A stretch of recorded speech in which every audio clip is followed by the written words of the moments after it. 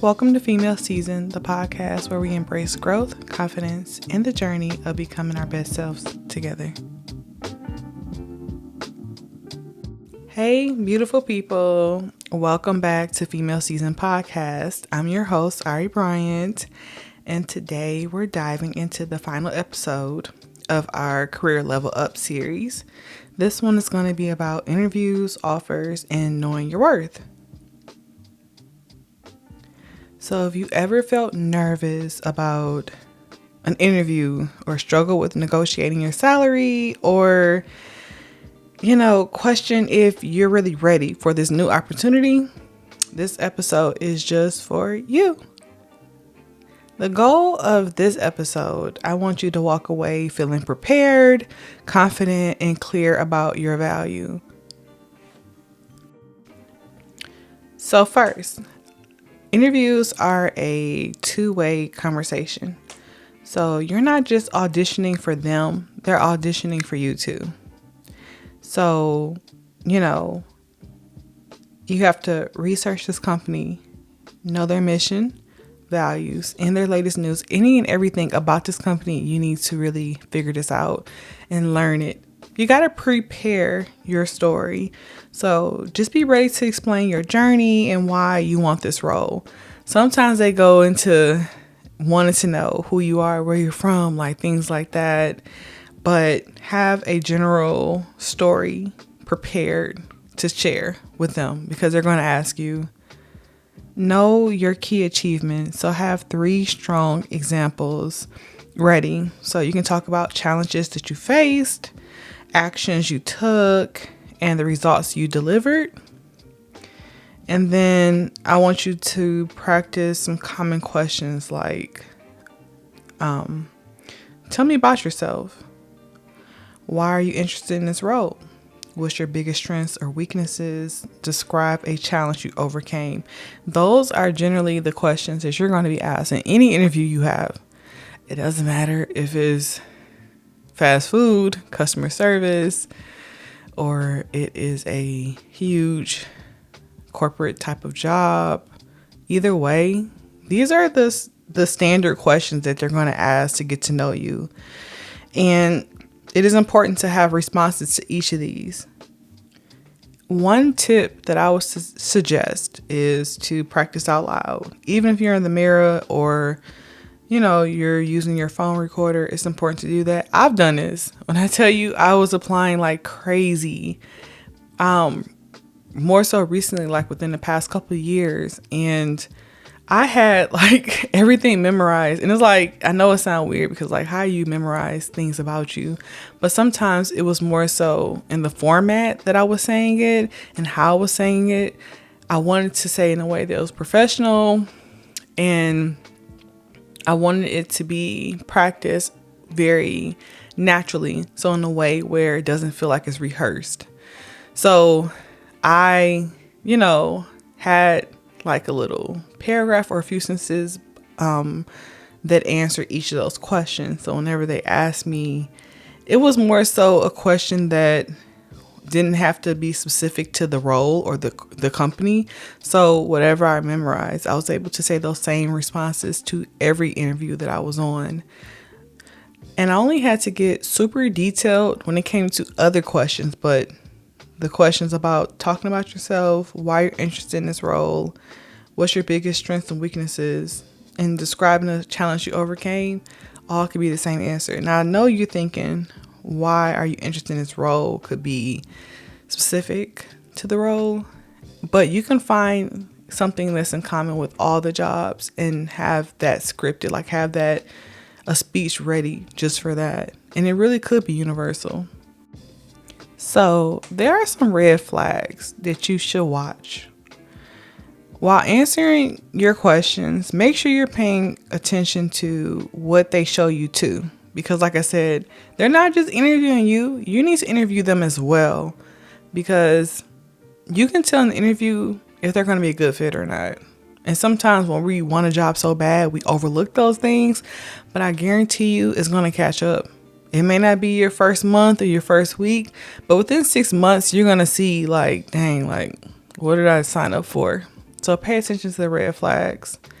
So some that I've noticed during interviews is if, the interview process is disorganized, it kind of shows that the company culture has issues, lack of clarity around the role and growth path. They dismiss or downplay your questions. Work hard, play hard culture. That type of talk sometimes is a code for no work-life balance. So you just gotta trust your gut. If something feels off, it probably is. Pay attention to all the red flags. Now, there are some questions that you should ask because this is super important. A lot of times we do these interviews and we're ready to hurry up and hop off the call immediately because we're nervous still, and we don't ask questions. You can say, what does success look like in this role after 6 months?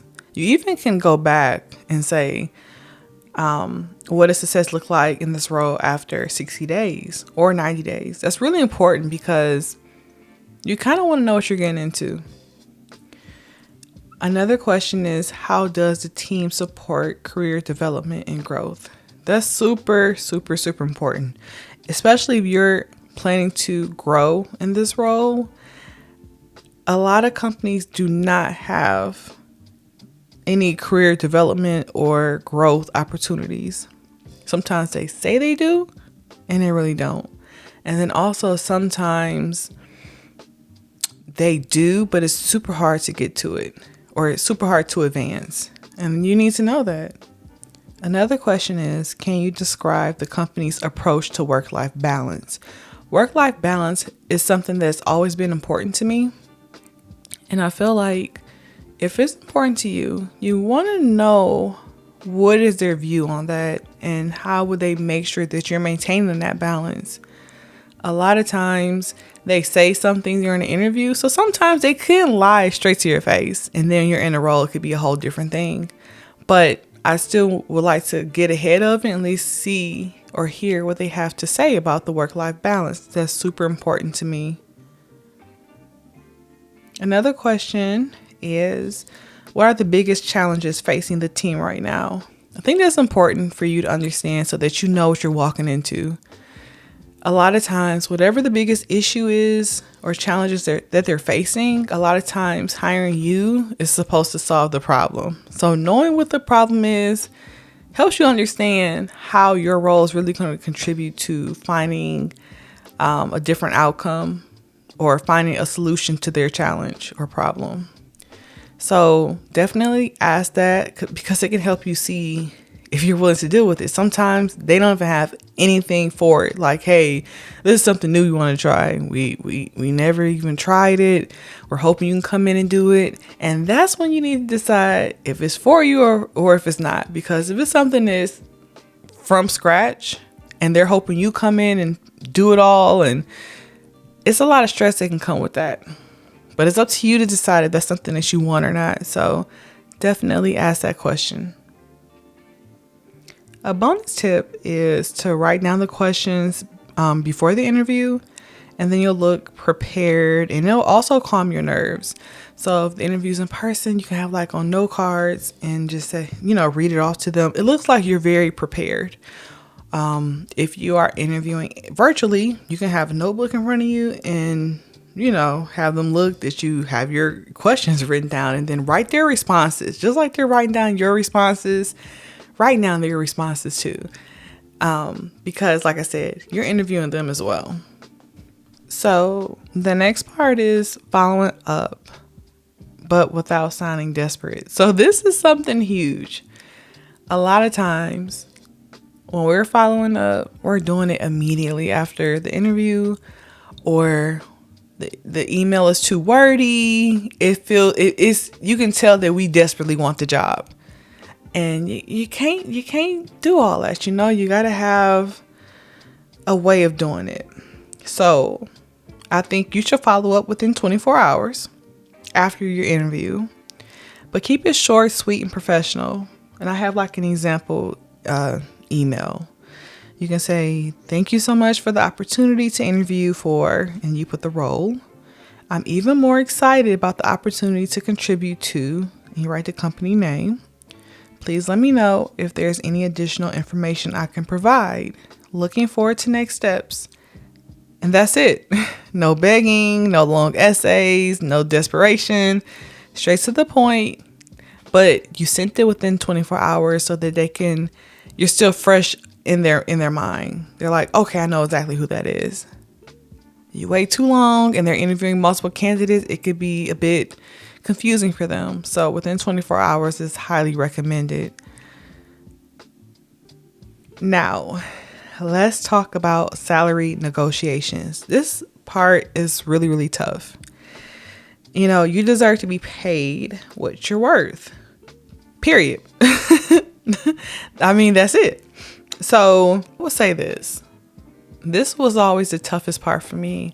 I think for a lot of roles that I've had in the past, I accepted what they offered. I never counter offered, which is pretty much asking for something different from what they're offering. Because either they could say yes or no. It's not the end of the world. Even if it's $1,000 more annually, it's still a win. So I would say, here's my negotiation basics, which is just always let them bring up the salary first, if possible. Do your research. I love to go on Glassdoor. LinkedIn also shows salaries as well. Well, not for every job, but Glassdoor typically does.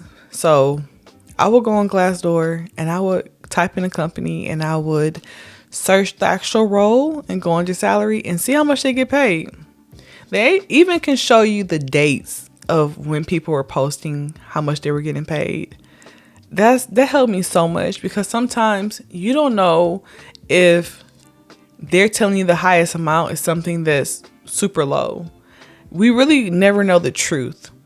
So it's important to do your research to see how much this job actually could be offering you, because a lot of times it's not going to be in the job description. And sometimes what they're offering you during the interview, they're trying to see what you're going to say.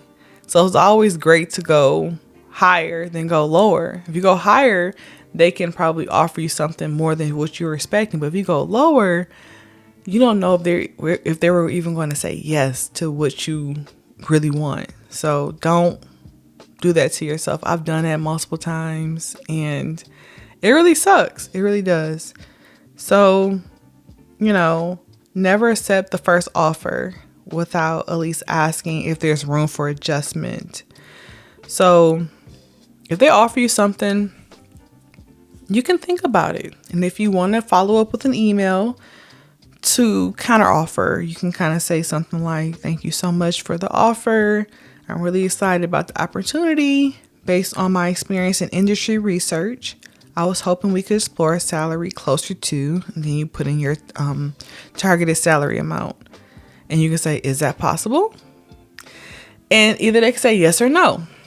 Some jobs I've had where I actually lowballed myself. Like I said a low number. I don't know why. And the recruiters or the people I was interviewing with actually was saying, really? Like, they actually offered me, I think it was 10K more than what I was saying I'm willing to take. I didn't know that was even a possibility. Ever since that happened, I've never lowballed myself like that again. Now, some roles I kind of offered for more and they said, well, this is all we can really offer for this role. And I accepted it because at least you're trying to do something. You're offering more than what the average person coming in will be getting. So, I tried.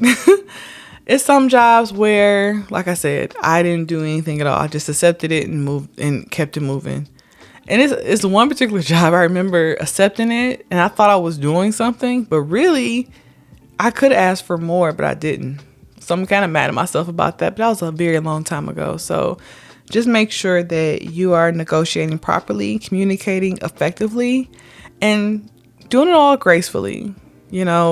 It's not a war. You're just communicating back and forth with the recruiter to see if they can offer you what you deserve.